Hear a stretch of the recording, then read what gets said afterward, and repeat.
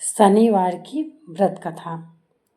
एक समय स्वर्गलोक में सबसे बड़ा कौन है के प्रश्न पर 9 ग्रहों में भी वाद विवाद हो गया।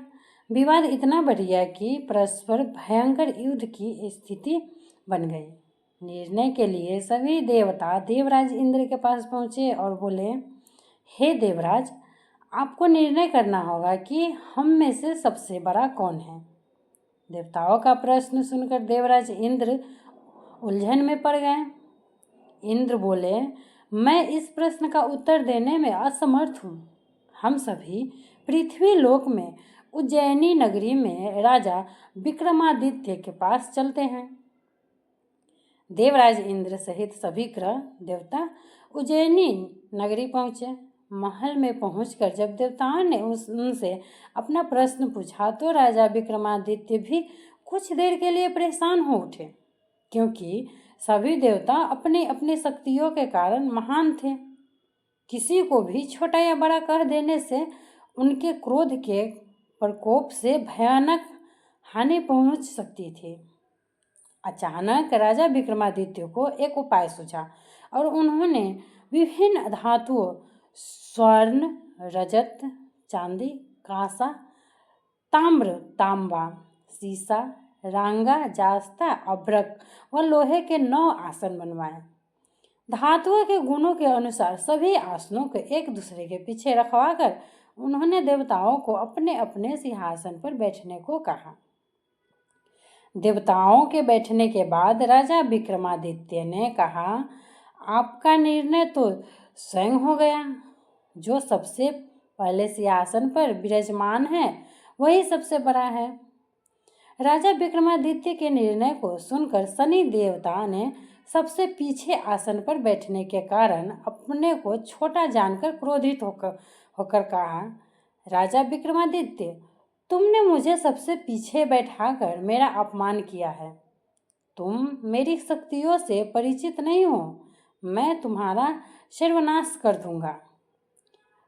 शनि ने कहा, सूर्य एक राशि पर 1 महीने, चंद्रमा 2.25 दिन, मंगल 1.5 महीने, बुध और शुक्र 1 महीने, बृहस्पति 13 महीने रहते हैं, लेकिन मैं किसी राशि पर 7.5 वर्ष 7.5 तक रहता हूँ। बड़े बड़े देवताओं को मैंने अपने प्रकोप से पीड़ित किया है। राम को 7.5 के कारण ही वन में जाकर रहना पड़ा और रावण को 7.5 के कारण ही युद्ध में मृत्यु का शिकार बनना पड़ा। राजा, अब तू भी मेरे प्रकोप से नहीं बच सकेगा। इसके बाद अन्य ग्रहों के देवताओं तो प्रसन्नता के साथ चलते गए, परंतु शनिदेव बड़े क्रोध के साथ वहां से विदा हुए। राजा विक्रमादित्य पहले की तरह ही न्याय करते रहे। उनके राज्य में सभी स्त्री पुरुष बहुत आनंद से जीवन यापन कर रहे थे। कुछ दिन ऐसे ही बीत गए। उधर शनि देवता अपने अपमान को भूले नहीं थे।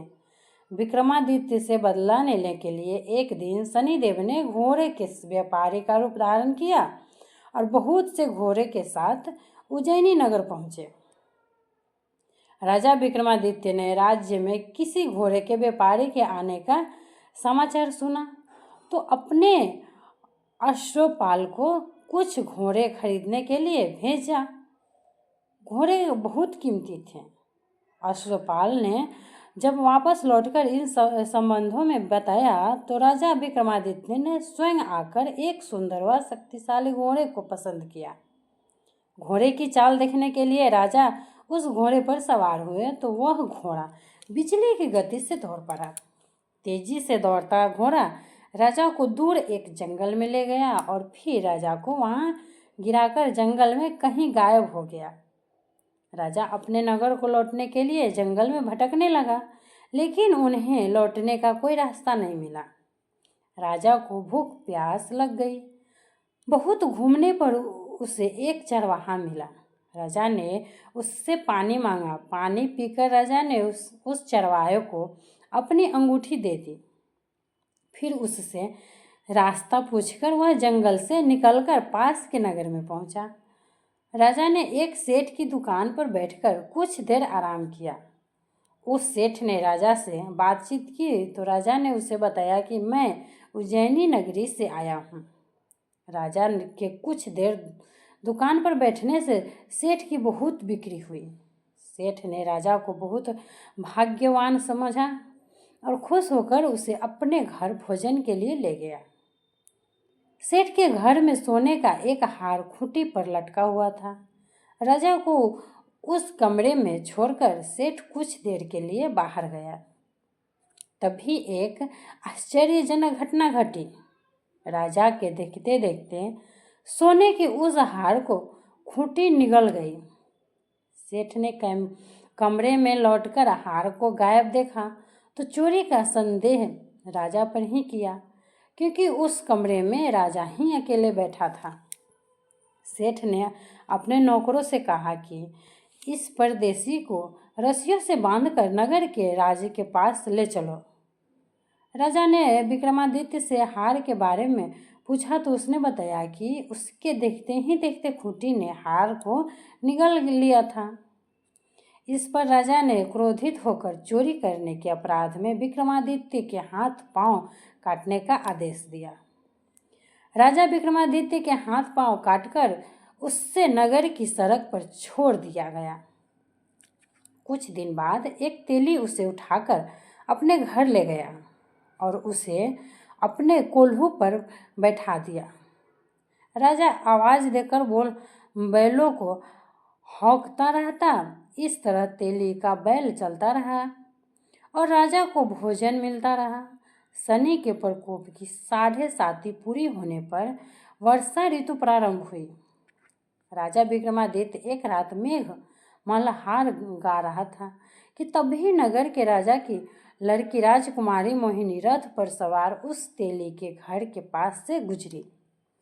उसने मेघ मल्हार सुना तो उससे बहुत अच्छा लगा और दासी को भेजकर गाने वाले को बुला लाने को कहा। दासी ने लौटकर राजकुमारी को अपंग राजा के बारे में सब कुछ बता दिया। राजकुमारी उसके मेघ मल्हार से बहुत मोहित हुई, अतः उसने सब कुछ जानकर भी अपंग राजा से विवाह करने का निश्चय कर लिया। राजकुमारी ने अपने माता पिता से जब यह बात कही तो वे हैरान रह गए। रानी ने मोहिनी को समझाया, बेटी, तेरे भाग्य में तो किसी राजा की रानी होना लिखा है, फिर तू उस अपंग से विवाह करके अपने पांव पर कुल्हाड़ी क्यों मार रही है? राजकुमारी ने अपनी जिद नहीं छोड़ी। अपनी जिद पूरी करने के लिए उसने भोजन करना छोड़ दिया और प्राण त्याग देने का निश्चय कर लिया। आखिर राजा रानी को विवश होकर अपंग विक्रमादित्य से राजकुमारी का विवाह करना पड़ा।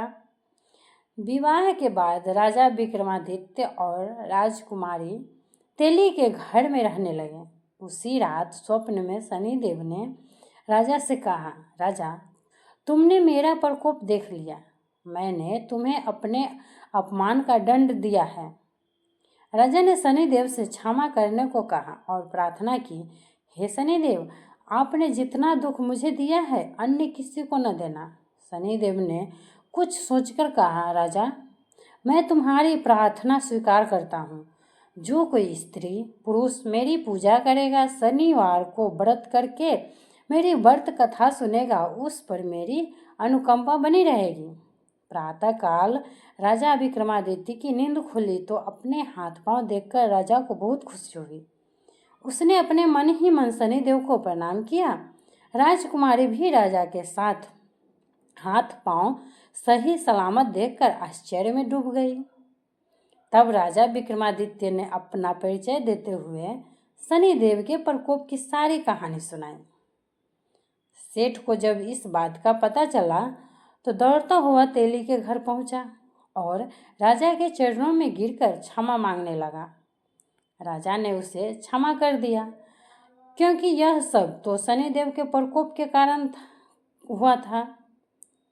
सेठ राजा को अपने घर ले गया और उसे भोजन कराया। भोजन करते समय वहाँ एक आश्चर्यजनक घटना घटी। सबके देखते देखते उस खूंटी ने हार उगल दिया। सेठ जी ने अपनी बेटी का विवाह भी राजा के साथ कर दिया और बहुत से स्वर्ण आभूषण धन आदि देकर राजा को विदा किया। राजा विक्रमादित्य राजकुमारी मोहिनी और सेठ की बेटी के साथ उज्जैनी पहुंचे तो नगरवासियों ने हर्ष से उनका स्वागत किया। अगले दिन राजा विक्रमादित्य ने पूरे राज्य में घोषणा कराई कि शनि देव सब देवों में सर्वश्रेष्ठ है। प्रत्येक स्त्री पुरुष शनिवार को उनका व्रत करे और व्रत कथा अवश्य सुने। राजा विक्रमादित्य की घोषणा से शनिदेव बहुत प्रसन्न हुए। शनिदेव का व्रत करने और व्रत कथा सुनने के कारण सभी लोगों की मनोकामनाएं शनिदेव की अनुकंपा से पूरी होने लगी।